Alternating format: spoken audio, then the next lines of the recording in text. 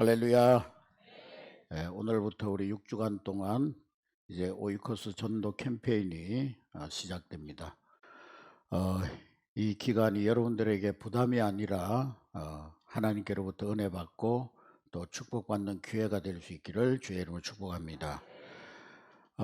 어떤 교회에서 전도왕이 있는데요. 물어봤습니다. 당신은 어떻게 해서 그렇게 전도왕이 되었냐고. 그래서 저는 전도하러 가면은 초인종을 누르면 여자가 나오면 무조건 나이가 많든 적었든 무조건 나오면은 아가씨 어머니 집에 있어요? 그렇게 물어본다는 겁니다. 50살 아줌마가 나와도 아가씨 어머니 집에 있어요? 그렇게 물어본다는 거예요. 또 남자가 나오면 무조건 총각 집에 어머니 계세요? 그렇게 물어본다는 겁니다. 여러분들도 우리 전도의 지혜를 배울 수 있기를 주의 이름으로 축복합니다. 할렐루야. 내가 틀린 말 했냐 이래가지고 상처 주는 사람들이 많습니다. 옳은 말보다는 지혜로운 말을 할 수 있는 여러분 되시기 바랍니다. 어느 날 69번 버스가 달려가다가 사고가 나가지고 4사람이 죽었답니다. 근데 그 4사람 중에 가장 억울한 사람이 누구인지 한번 여러분 한번 뽑아보시기 바랍니다.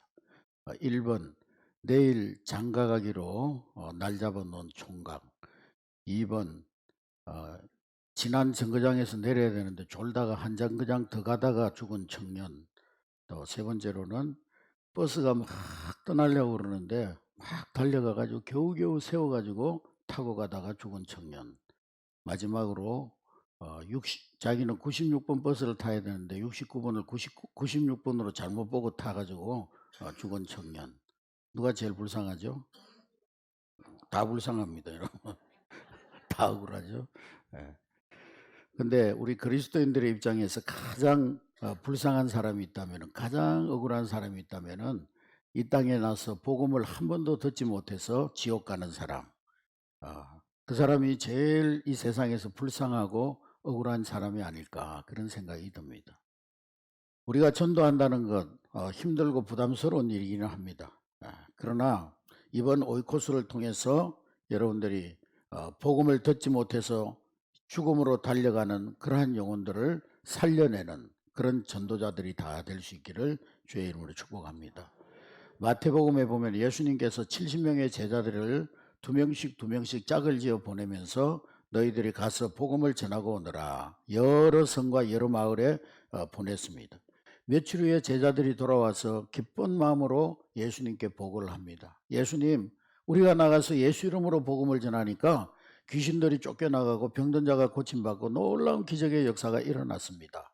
그때 예수님이 뭐라고 했냐면은 너희들이 귀신이 쫓겨나가고 병든 자가 낫고 그것으로 인하여 기뻐하지 말고 너희 이름이 하늘나라 생명책에 기록된 것으로 인하여 기뻐하라, 그렇게 말씀하셨다는 것입니다.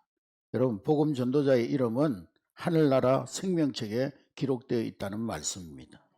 그러니까 복음을 전하는 전도자에게 주시는 하나님의 축복이 너무도 크다는 말씀을 예수님은 하고 계신 것입니다.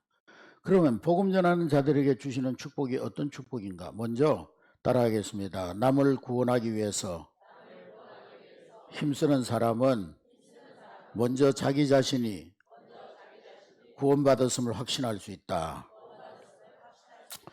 다른 사람을 복음으로 인도하기 위해서 노력하는 사람은 먼저 자기의 믿음과 마음을 지켜낼 수 있다는 사실입니다. 사도 바울이 말년에 기록한 말씀을 보면 내가 선한 싸움 잘 싸우고 달려갈 길을 마치고 믿음을 지켰으니 이제 후로는 나에게 의의 면류관이 예비되어져 있다, 그렇게 고백했습니다. 여러분, 우리가 하나님 앞에 설 때 생명의 면류관, 의의 면류관을 받으려면 우리가 믿음을 잘 지켜야 합니다. 할렐루야. 어제도 우리 양육반 하면서 새가족분이 그러더라고요. 자기가 젊었을 때 30대는 막 여러 가지 체험도 하고 막 천국 체험도 하고 불도 받고 막 방언도 하고 막 그랬는데 시집 가가지고 그냥 생활하다가 믿음 다 잃어버리고 그렇게 살다가 어려운 가운데 있더라고, 그렇게 고백하는 분들을 봤습니다. 우리가 믿는 것도 중요하지만 그 믿음을 끝까지 지켜나가는 것이 더 중요합니다. 오늘 사도 바울은 참으로 내가 믿음을 끝까지 잘 지켰다, 그렇게 고백하고 있습니다. 그러면서 믿음을 잘 지키려면 어떻게 해야 되느냐? 선한 싸움에 승리해야 된다는 것입니다. 믿음을 지키는 거 쉬운 일이 아닙니다. 우리가 신앙생활할 때 우리의 믿음의 원수는 안팎으로 우리를 넘어뜨리려고 합니다. 우리 안에도 원수가 있고 우리 밖에도 원수가 있습니다. 안으로는 나 자신과 싸워야 되고 내 안의 욕망과 내 안의 욕심과 내 안에 잿던 습성과 나쁜 습관과 이런 것들과 싸워 이겨야 되고, 밖으로는 많은 유혹과 시험과 싸워 이겨야 합니다. 할렐루야. 그렇다면 우리가 어떻게 이 선한 싸움을 잘 싸워 믿음을 지킬 수가 있겠습니까?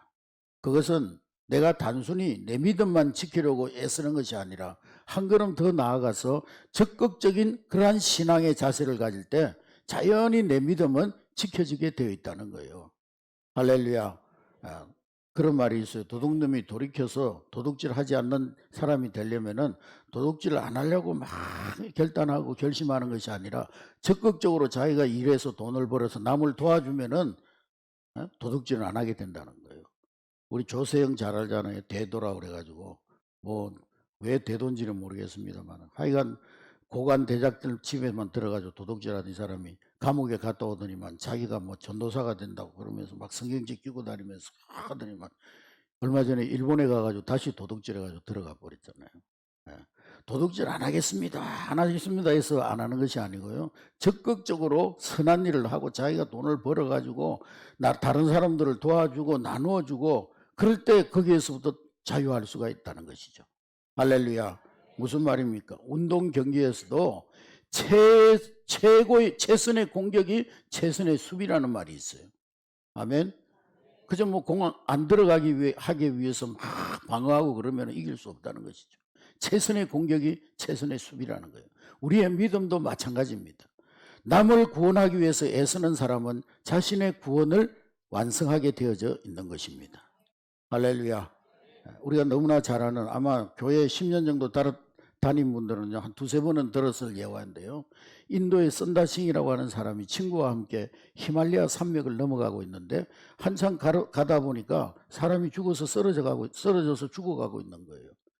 선다싱의 친구는 야 빨리 가자, 얘 지금 죽어가고 있는데 얘한테 신경 쓰다가 우리까지 죽는다. 그러고는 혼자 가버렸어요. 근데 선다싱은 죽어가는 이 사람 어떻게 우리가 그냥 두고 갈 수 있느냐, 그래서 자기가 등에 업었어요.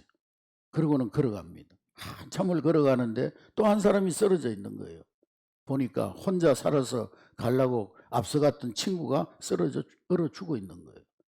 근데 이 선다싱은 그 등 뒤에 그 사람을 업고 가다 보니까 막 땀이 나고, 그래서 얼어있던 이 사람이 몸이 풀려지고 자기에게 그 온기가 전달되고, 그래서 두 사람이 다 살았다는 거예요. 할렐루야.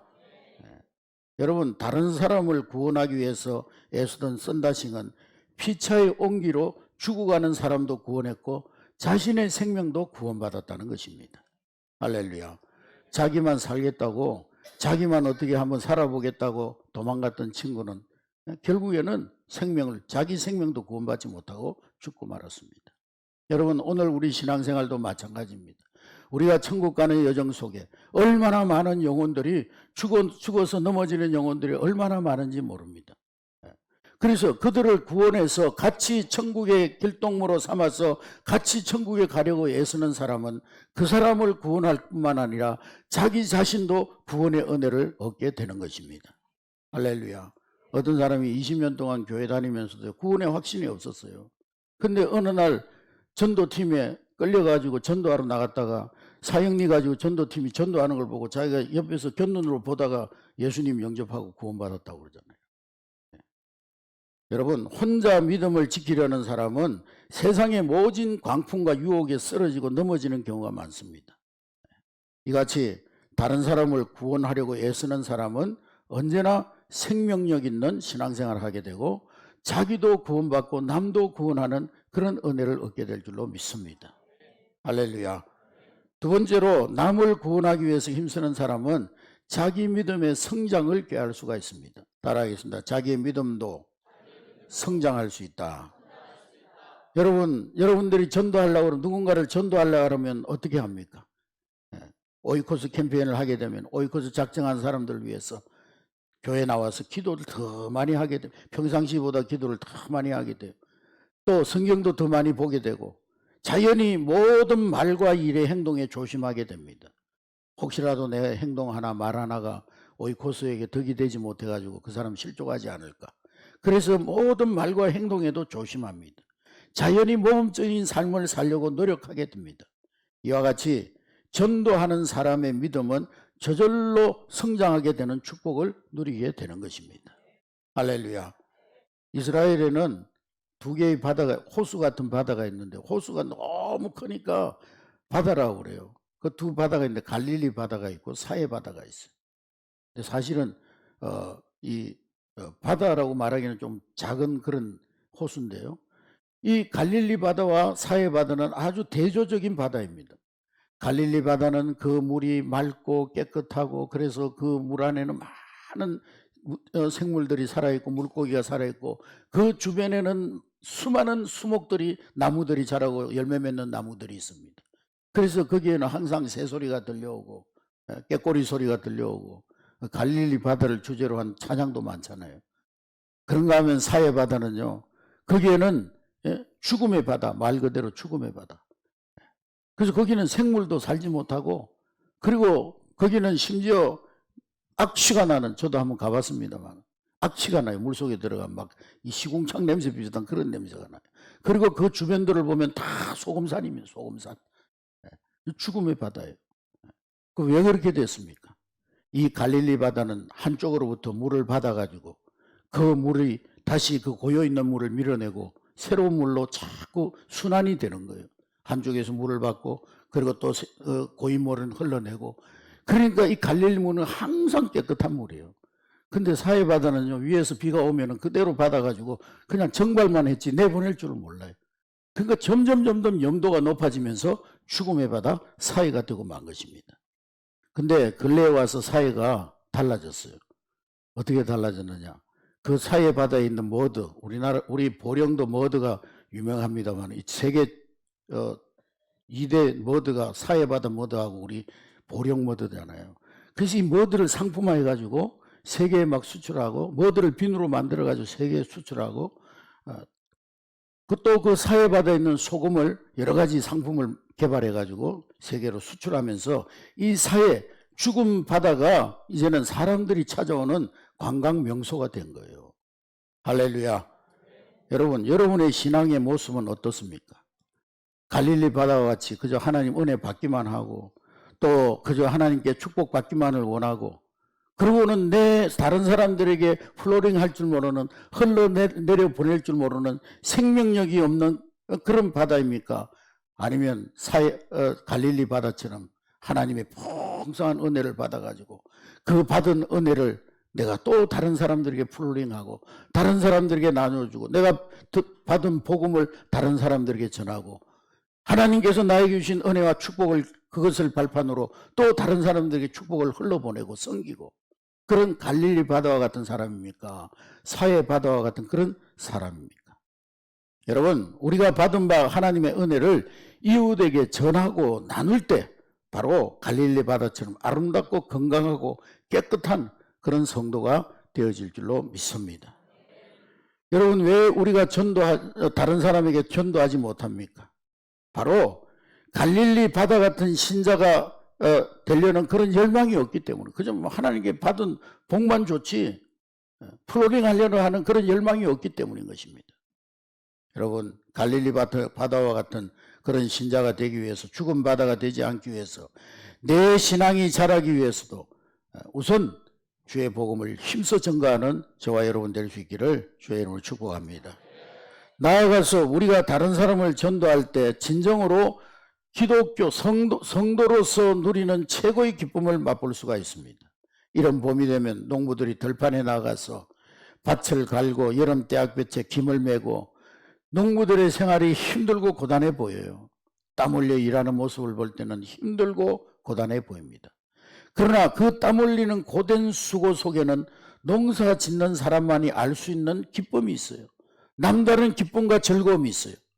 씨앗을 심었는데 잔잔한 봄비를 맞아가지고 조금 있으니까 새싹이 돋아나고, 그 기쁨이 얼마나 큰 기쁨인지 세상이 그 어떤 기쁨과도 비교할 수 없는 그런 기쁨입니다. 하룻밤 지나고 나면 또 커지고 얼마 후에는 이삭이 나고 얼마 후에는 알곡이 다 익어가지고 고개를 숙이고, 그래서 그 들판들이 황금 물결로 뒤덮이는 그것을 바라보는 기쁨, 농부들의 그 기쁨은 그 무엇으로도 비교할 수 없는 그런 기쁨일 것입니다. 그래서 성경은 시편 말씀에 그러고 있잖아요. 눈물로 씨를 뿌리는 자는 기쁨으로 단을 거두리로다. 할렐루야. 예. 여러분, 어느 의사가 병원을 개업했어요. 병원이 얼마나 잘 되는지. 이 의사가 근무가 끝나면 저녁이 되면요, 방문을 걸어 잠그고 그날 번 돈을 막, 요즘은 카드로 다 하지만 옛날엔 현금으로 다 했잖아요. 막 돈을 세는 거예요. 그 돈을 세면서 하루의 피곤을 잊었습니다. 관심은 오로지 돈이었어요, 돈. 야, 오늘도 돈을 300만 원, 400만 원, 500만 원 벌었구나. 근데 어느 날 돈을 세던 가운데 문득 자기 마음속에 그런 생각이 들었어요. 내가 이제 장차 죽어가지고 하나님 앞에 가야 될 텐데, 하나님이 야, 너 세상에서 뭐하고 왔냐? 그렇게 물어보면, 예, 하나님 저 돈 열심히 세다가 왔습니다. 자기가 할 말이 그것밖에 없더래요. 하나님, 저 세상에서요, 돈 열심히 벌어가지고 돈 열심히 세다가 왔습니다.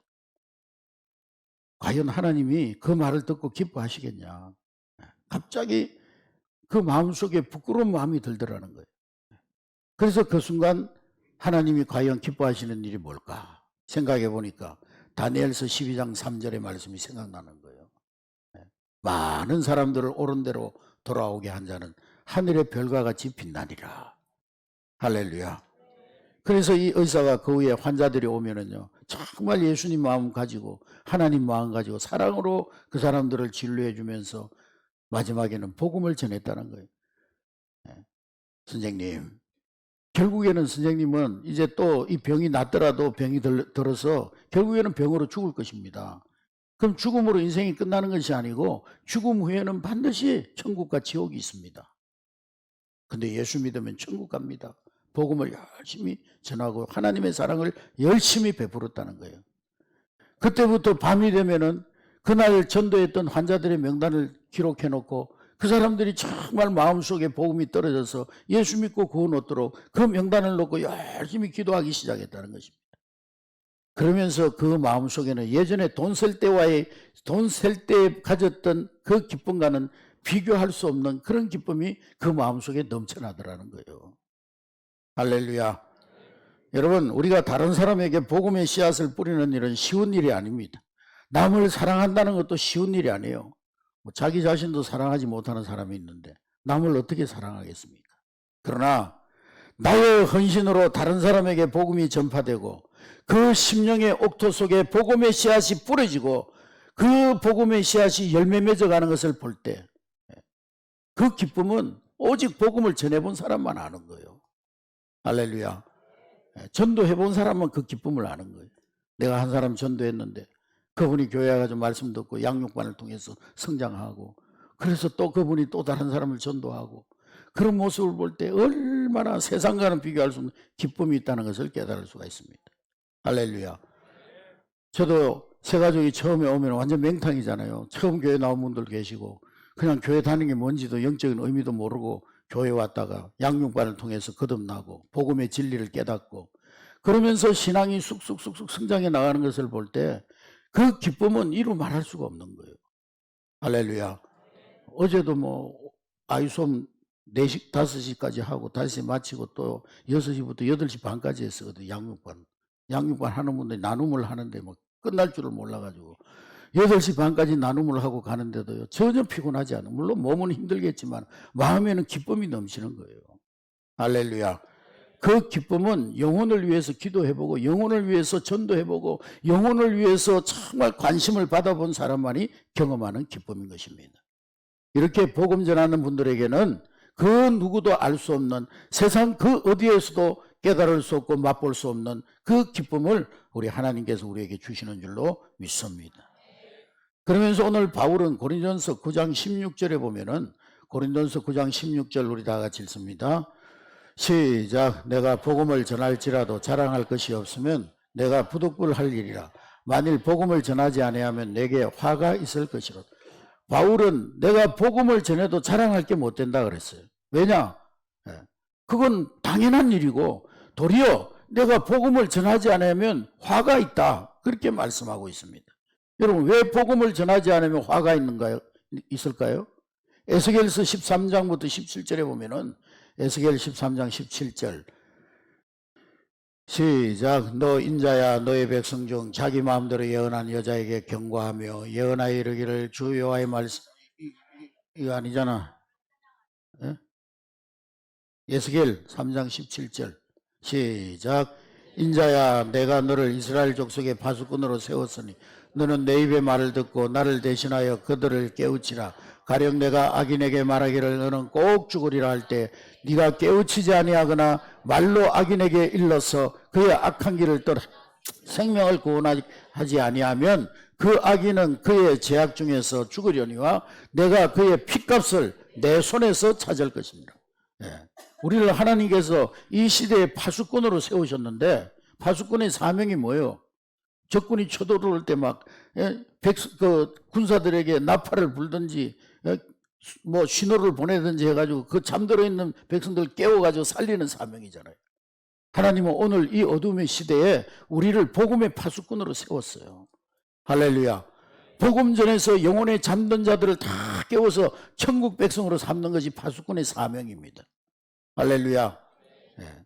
그런데 그 파수꾼이 복음을 전하지 않아가지고, 이 사람이 복음을 듣지 못해가지고 그 사람의 죄값으로 그 사람이 지옥에 가면 그 사람의 피값을 누구에게 찾는다고요? 오늘 이 시대의 파수꾼으로 세운 먼저 복음들은 우리의 손에서 찾으시겠다는 거예요. 얼마나 우리가 하나님 앞에 무섭고 떨리는 마음입니까? 또 19절 말씀해 보니까 19절 다 같이 19절 시작.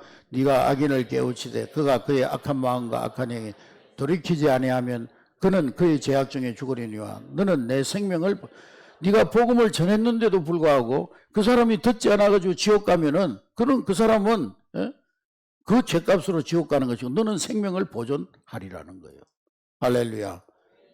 그러니까 듣든지 안 듣든지 복음을 전해야 될 책임과 의무가 우리에게 있다는 것이죠. 20절 시작. 또 의인이 그의 공의에서 돌이켜 악을 행할 때에는 이미 행한 그의 공의는 기억할 바 아니라 내가 그 앞에 그치는 것을 두면 그가 죽을, 이는 내가 그를 깨치지 않음이라. 그는 그의 죄 중에서 죽으려니와 그의 핏값은 내가 내 손에서 찾으리라. 21절 시작. 그러나 내가 그 의인을 깨우쳐 범죄하지 아니하게 하므로 그가 범죄하지 아니하면 정령 살리니 이는 깨우침을 받으며 너도 내 영혼을 보존하리라. 할렐루야. 우리가 복음 전에서 그 사람이 복음을 듣고 구원 얻으면 그 사람도 구원 얻게 될 것이고 네 영혼도 보존을 받으리라. 할렐루야. 예. 여러분, 우리는 이 시대의 파수꾼으로 하나님께서 세우신 줄로 믿으시기를 주의 이름으로 축복합니다. 그래서 오늘 바울 선생님은 복음 전도에 대한 이 사명감, 책임감을 우리에게 말씀하고 있는데, 사도 바울만 복음 전도에 대한 사명과 책임이 있는 것이 아니라 구원 얻은 우리들, 존 스타트 목사님은 그랬어요. 구원받지 못한 모든 영혼들은 전도의 대상, 선교의 대상이요, 구원받은 모든 사람들은 선교사가 되어야 되고 전도자가 되어야 된다고 그랬어요. 할렐루야. 따라하겠습니다. 구원받은 나는 전도자다. 구원받은 나는 현장 선교사다. 할렐루야. 우리가 복음을 전하지 않고 침묵 생활을 한다는 것은 하나님의 그 큰 사랑을 저버리는 거예요. 하나님께서 이 세상을 이처럼 사랑하사 독생자를 우리에게 보내주셨습니다. 우리 주님께서는 우리를 구원하기 위해서 십자가의 고난을 다 한 몸에 받으셨습니다. 우리가 그 크신 사랑과 은혜로 말미암아 구원 얻었어요. 그 은혜, 그 사랑, 우리가 하늘을 두루마기 삼고 바다를 먹물 삼아 기록하려고 해도 다 기록할 수 없는 그 놀라운 사랑입니다. 하나님의 그 사랑, 하늘 높이 쌓아도 다 쌓지 못하는 그 사랑입니다. 웬일인가 웬말인가 주님 날 위해 죽으셨으니. 할렐루야. 그런데 우리가 이 큰 은혜를 다른 사람에게 전파하지 않으면 우리는 그 하나님의 사랑을 헛되이 받는, 저버리는 사람이 되는 거예요. 지금 뉴스에 보니까 이제 한 몇 년 안에 암을 완전히 극복할 수 있는 치료법이 개발되었습니다. 그래서 이제는 어떤 기계를 통해 기계가 개발됐는데요. 그 기계를 통해 AI 기계를 통해 가지고 암을 추적해 가지고 그 암만 죽이는 그런 이제 기계가 개발이 돼. 우리나라에서도 개발이 됐어요. 몇 년 후면은 이제 이 임상을 거치면은요. 그 모든 암을 다 이제 정복할 수 있는 그런 췌장암이 참 무섭다고 그랬는데, 이 췌장암은 몸속 깊은 곳에 있기 때문에 수술도 잘 안 되고 발견도 잘 안 되는 그런 암인데, 그런 암도 다 고친다는 거 이제 기계로. 예.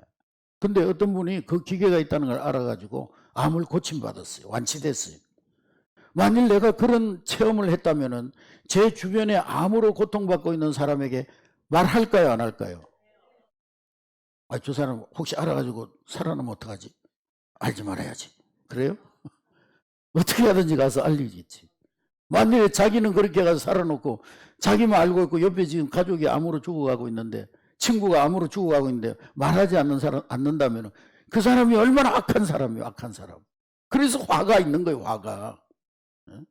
하물며 우리가 하나님의 그 큰 사랑, 그 큰 은혜를 받고도 이 사랑을 다른 사람에게 전파할 줄 모르면 우리에게는 화가 있더라도 할 말이 없는 거예요. 어떤 사람이 교회 나와가지고요, 한 1년 있다가 그러더래요. 예수쟁이들 참 나쁜 놈들이라고. 왜 그러냐 그랬더니 이렇게 좋은 걸 나한테 일러주지도 않고 지들끼리만 교회 다녔다고. 예. 여러분, 복음을 전하지 않으면 화가 있다고 그랬어, 화가. 힘써 때를 얻든지 못 얻든지 주의 복음을 전가하는 여러분 될 수 있기를 주의 이름으로 축복합니다.